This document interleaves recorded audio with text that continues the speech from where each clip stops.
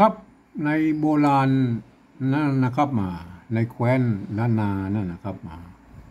เปิดมีหลายเผ่าพันธุ์นะครับที่อาศัยอยู่ในแคว้นนี้นะครับอย่างเช่น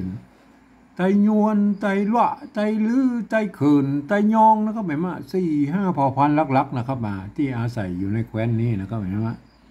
เปิ้นใจอักขระเดียวกันนะครับคืออักษร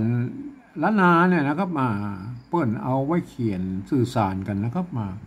แต่ภาษานั้นมันก็อันก็ผิดเพี้ยนกันไปนิดๆนะครับก็ฟังกันรู้เรื่องอยู่นะครับไม่ก็เป็นอย่างนั้นนะครับทีนี้มันมีอยู่ว่านะครับอันประเดี๋ยวเนี่ยรุ่นมาจนถึงปัจจุบันเนี่ยมัน7-8 รุ่น10 รุ่นแล้วนะครับหมายว่ามันก็เปิดถ่ายทอดกันมาตามสายของเพิ่นนะครับอันแต่ละเผ่าพันธุ์เพื่อก็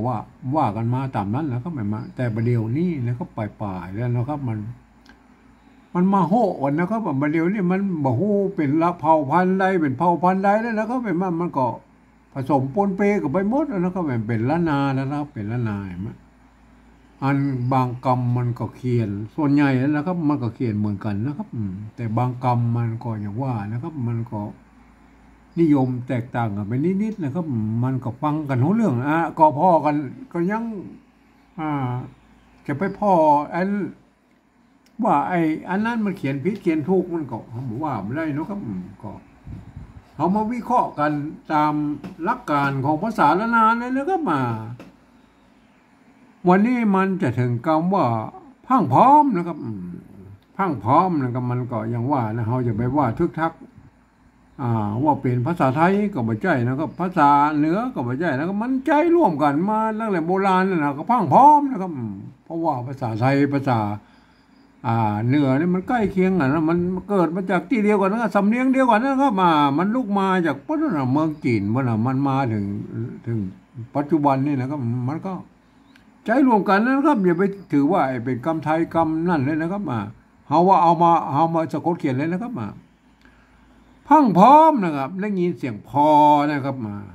เสียงพอแล้วเขาก็จะต้องใจตัวพระนี่นะครับเป็นพระเนี่ย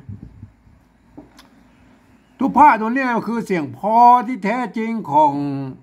ละนานะครับตัวพระเนี่ยนะพระนะเพราะพระพอสำเภาเนี่ยนะเปิ้นเอาพอสำเภามาเทียบนะก็เห็นไหมตัวพระเนี่ยพังพร้อมนะครับสะกดเขียนไปเลยนะครับพังนะครับพังก็ใส่ไม่ย่อหน่อยนะก็พังเห็นไหมอันนี้ก็ได้ละพังเห็นไหมสะกดได้ตัวง่ะเห็นไหมพังเนี่ยอันนี้พังนะครับพังพร้อมนะครับพร้อมแล้วมันบาลานซ์ลิ้นนะครับในภาษาละนาพวกบาลานซ์ลิ้นนะพร้อมกับสะกดไปเขียนนะครับพร้อมนะครับพร้อมนะครับใส่ไม่ขอจ้างไว้นะครับพร้อมนะครับพร้อมพร้อมได้เลยเห็นไหมได้ละอันนี้ก็อ่านว่าพังพร้อมนะว่าพังพร้อมนะครับพังพร้อมมันก็อ่านได้นะครับ แต่มันมีแถมแนวทางหนึ่งนะครับเขาก็ใหญ่ใจอันอักษรก็คือปะนะครับเอาตัวปะมาเขียนนะครับไม่เอาตัวปะมาเขียนก็คือตัวเนี้ยนะครับตัวปะนะครับกฎเกณฑ์ของภาษาละนาแล้วเมื่อตัวปะใส่ละหงนะครับไม่ใส่ละหงอย่างนี้นะครับไม่ก็คือละกรรมนั่นแหละครับเอาใส่ละหงเห็นไหมใส่ละหงก็คือตัวนี้เห็นไหมเปิ้นบอกว่าอันนั้นถ้าพระมะนะครับตัวปะเป็นตัวที่3นะครับตัวพระนี่เป็นตัวที่4นะครับเห็นไหม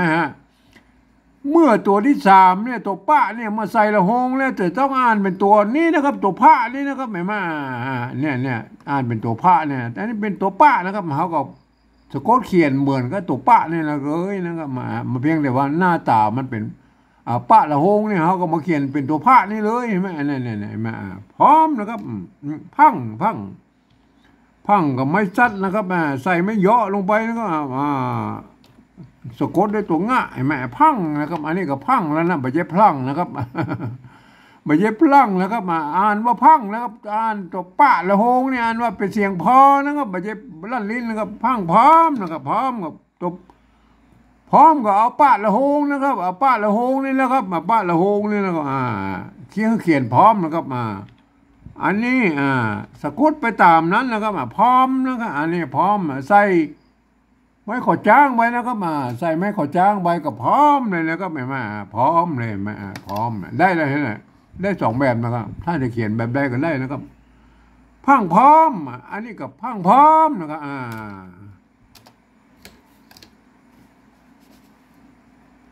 เอามาดูกันนะมันคอมพิวเตอร์มันก็เป็นเฮียนะครับพังพร้อมนะครับมาได้แล้วนะครับเห็นไหมพังพร้อมมาเขียนกับบัญญัตินะครับก็เอาตามหลักภาษาละนาแล้วพวกก็ว่ากันอย่างนี้นะครับเห็นไหมอันที่นี่มันยุ่งยากตอนที่ว่าเราจะเอาไปขยายความเมื่อคืนอุ่นในหูในหานตัวนี่แล้วก็อันนี้มันยากตัวนี้แล้วครับเพราะว่าเราจะต้องใช้ภาษาอื่นๆนะครับมาเขียนนะครับเห็นไหมเขียนอย่างนี้แล้วเปิ้ลอ่านมาออกกันแล้วครับเห็นไหมเราจะต้องใช้ภาษาอื่นๆมาเขียนนะครับเห็นไหมภาษาที่มันใกล้เคียงที่สุดของภาษาละนานเนี่ยคือภาษาไต้นะครับภาษาไทยนั่นแหละครับมันเกิดมาจากที่เดียวกันนะครับคือจากพ่อขุนรามคำแหงเนี่ยนะครับมันก็อย่างว่านะครับมันไปแยกไปคนละสายนะครับมันภาษาอันอโยธยาพวกเอาไปพัฒนาเป็นภาษาไทยไปนะครับเปิ้นใส่ไม้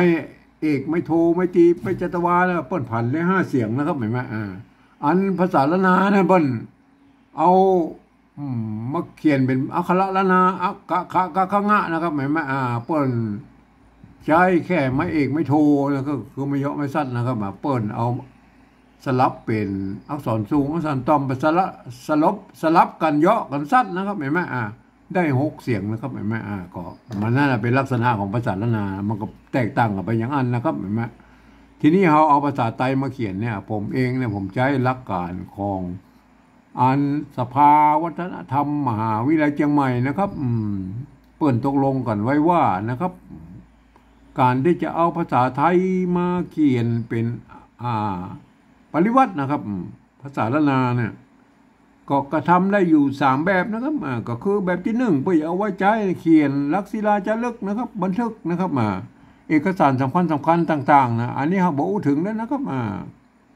อันเรามาอู้ถึงแบบที่2เลยนะครับแบบที่2นะเปิ้ลบอกว่านะครับยืมเอาอักษรไทยนะครับมาปรับเทียบเมื่อเป็นอักขระละนาตำบลนี่นะครับแล้วก็ประกอบกันขึ้นมากับแบบภาษาไทยนะครับ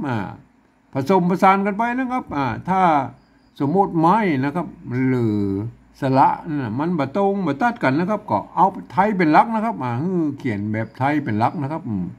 แต่เวลาอ่านนั่นนะครับท่านจะต้องนึกว่าอักขระเหล่านั้นเป็นอักขระละนานะครับเขาจะเวลาบอกคนอื่นนะคนอื่นทั่วไปเนี่ยมันสามารถเข้าไปอ่านได้นะครับไม่มาอันนี้เอาไว้เขียนไว้สำหรับเทียบว่าภาษาปริวัติตำบลเนี่ยมันบ่มีพวกก็จะเอาปริวัติแบ็กกลับไปเป็นภาษาละนาได้นะครับเห็นไหมเราก็มาดูแล้วนะครับเห็นไหมตัวแบบที่2นะแบบที่3เดี๋ยวก็อุ้มกันตัวผ้านะครับเห็นไหมเอาตัวพอพานนะครับมาเป็นพาพานนะครับไม้ซัดนะครับไม้ซัดก็ไม้หันอากาศเนี่ยนะครับไม้เยาะนะครับไม้เอกนะครับไม้เยาะไม้เอกนะตรงสะกดด้วยตัวง่ายเห็นไหมอันนี้ก็อ่านแล้วก็พังนะครับพอนะครับพังเห็นไหมพร้อมนะครับพร้อมนะเพียงแต่ว่าไทยเพิ่นบอกเขียนกันนี่ไม่ได้นะครับไม่ขอจ้างนะครับตัวกันย้อนนะครับตัวมะอะไรไหมห่างมะตัวมะนะครับกันย้อนนะอ่านว่าพังพร้อมเห็นไหมอ่านได้อะไรไหมอ่านว่าพังพร้อมนะเปิดอันภาษาละนาเพิ่นบรรลันลิ้นเนื้อเขาก็เอาแค่นี้นะครับอ่านตัวที่2แล้วครับป้าละหงนะป้าละหงตัวป้านี่บนยืมตัวพอพานนะครับมาปิ่นนะครับเห็นไหมตัวละหงนะครับตัวละหงกับตัวละนะครับเห็นไหมไม่ชัดนะไม่หันอากาศไม่เยอะไม่เอกนะครับตัวง่ะนะครับได้อะไรมาพังนะครับอ่านว่าใบใจพลังนะครับพังนะครับตัวพอลอเนี่ยหรือป้าละหงเนี่ยเปิ้นอ่านนึกเป็นเสียงพอตัวนี้นะครับแม่เสียงพอสำเภาเนี่ยเปิ้นออกเป็นเสียงพอนะครับพอที่แท้จริงนะครับแม่เพียงแต่เปิ้นมีกฎเกณฑ์บางอย่างที่ใส่ละหงนะครับจะต้องอ่านเป็นตัวนี้นะครับตัวพอนี่นะครับแม่พังพร้อมนะครับพร้อมกับป้าละหงนะครับป้าละหงก็คือตัวพอลอเนี่ยนะครับป้าละหงนะครับ ไม้ขดจ้างนะครับไม้โทตัวกันย้อนกับตัวอ่างตัวมะเห็นไหมตัวมะอ่านได้เลยเห็นไหมพังพร้อมนะตัวนี้ก็อ่านว่าพังพร้อมนะตัวหน้าเนี่ยครับตัวหลังเนาะตัวหลังก็อ่านว่าพังพร้อมนะไม่ใช่พลังพร้อมนะพลังพร้อมนะมันไทยนะครับลั่นลิ้นนะลั่นลิ้นอันภาษาเหนือเป็นเหมือนลั่นลิ้นนะครับพังพร้อมตัวหน้าก็พังพร้อมนะครับอันนี้คือแบบสองนะครับอันนี้เปิ้นบอกอันคนอื่นๆมาอ่านได้นะมันจะพิษสำเนียงไปได้นะครับ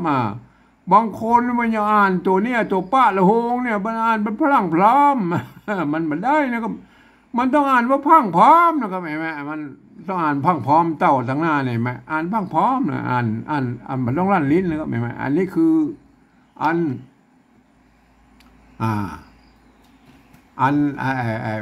ปฏิวัติแบบที่สองปฏิวัติแบบที่สามนะครับ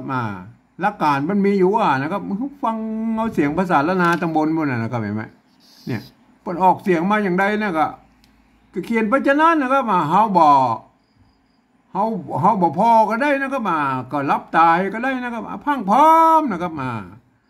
พังพร้อมนะครับเมื่อพังพร้อมนะเอาพอพานเลยนะเอาภาษาไทยเขียนพังนะครับพังก็คืออย่างนี้นะก็พังนะครับมันบัลลันลิ้นกับพังนี่พังพร้อมนะบัลลันลิ้นกับพร้อมนะอันนี้ก็พร้อมเลยแม่พังพร้อมเห็นไหมพังพร้อมนะก็อันตัวหลังแล้วอันตัวหลังก็พังพร้อมนะครับพังพร้อมนะครับโทษทีพังพร้อมนะอันนี้ก็พังพร้อมนะตัวหลังนะเห็นไหมทีนี้มันก็อย่างว่าเนี่ยมันได้อะไรไหมตัวหน้าก็พังพร้อมตัวหลังก็พังพร้อมนะครับทีนี้มันก็อย่างว่านะครับมันเอาเขียนอย่างอี้นะครับมันบางครั้งเนี่ยมันตั้งหน้ามันก็โอเคตามเสียงนะมันเขียนมาอย่างนี้นะตัวหลังเนี่ยไหมบางครั้งมันจะงดงามในภาษานะครับเห็นไหมเขาก็อนุโลมนะครับอนุโลมให้ใส่ตัวรอเรือได้นะครับละกัมนะครับเห็นไหมอนุโลมนะครับเขาเขียนอย่างนี้ได้ครับเขาเขียนจะได้เอาอนุโลมนะครับแต่เพิ่มอ่านเพื่อใช้หลักการแบบที่สองนี่เพิ่นอ่านนะครับปะละโหงเหมือนนะแต่พอรอนี่อ่านเป็นปะละโหงนะครับก็อ่านว่าพังพร้อมนะครับอันนี้ตัวหลังนี่อนุโลมนะครับอนุโลมหน่อยไหมก็มีอย่างนี้นะครับพังพร้อมต้องอ่านพังพร้อมนะครับอันแบบที่สองอ่านพังพร้อมเห็นไหมต้องอ่านอย่างนี้นะครับเห็นไหมอันภาษาละนาพวกเราครับอันภาษาพวกละนาพวกก็เขียนได้สองแบบนะเนี่ยพังพร้อมเห็นไหมท่านเอาไปวิเคราะห์พิจารณากันนะครับการเขียนภาษาละนาได้หลายๆแบบนี่แหละครับมันก็เป็นเจนนี้นะครับวันนี้ผมก็ขอบรรยายเพียงแค่นี้นะครับ